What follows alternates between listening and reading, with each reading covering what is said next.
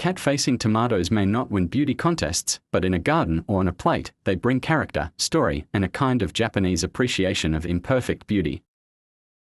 A cat-faced tomato makes you stop and look. It sparks questions: why does it look like this? What happened here? It draws you into the mystery of gardening, of biology, of nature doing its own thing. Each cat-faced tomato is shaped by the environment: a cool spring, a windy day, or a quirky blossom. It's a natural sculpture that records the journey of growth in a way that perfect fruit never can. The folds, scars, and asymmetries are like the wrinkles of experience. Cat-facing in tomatoes is a common physiological disorder that causes misshapen, puckered, or scarred fruit, usually near the blossom end. The name comes from the scarred and folded appearance that can resemble a cat's face. It's the result from abnormal flower development, typically triggered before or during pollination, and leads to malformed fruit development. It's not a disease, and it's not caused by pests, but rather environmental or hormonal factors. When tomato flowers are exposed to cold temperatures, especially below 55 degrees Fahrenheit or 13 degrees Celsius, while they are forming, it can disrupt proper pollination and development. This early chill causes the flower's reproductive structures to grow unevenly, leading to misshapen fruit. Incomplete or uneven pollination can also trigger cat-facing.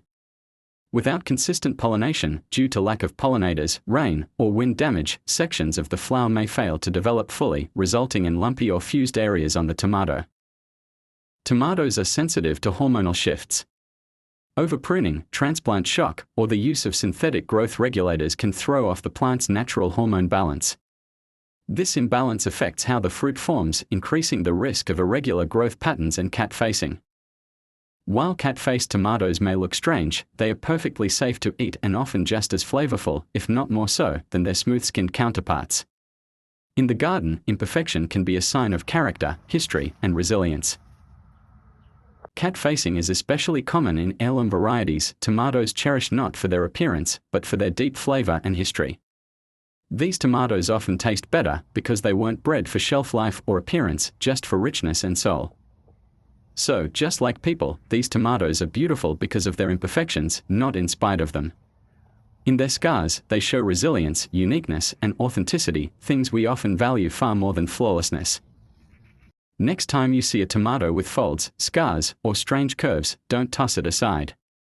That tomato carries the memory of cool mornings, buzzing bees, and the unpredictable dance of nature.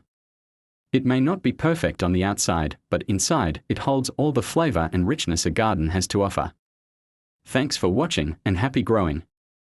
Quick note, I share simple, honest garden tips like this every single week, so if you're dreaming of more tomatoes and fewer gardening headaches, don't miss out. Hit that subscribe button and join the garden family.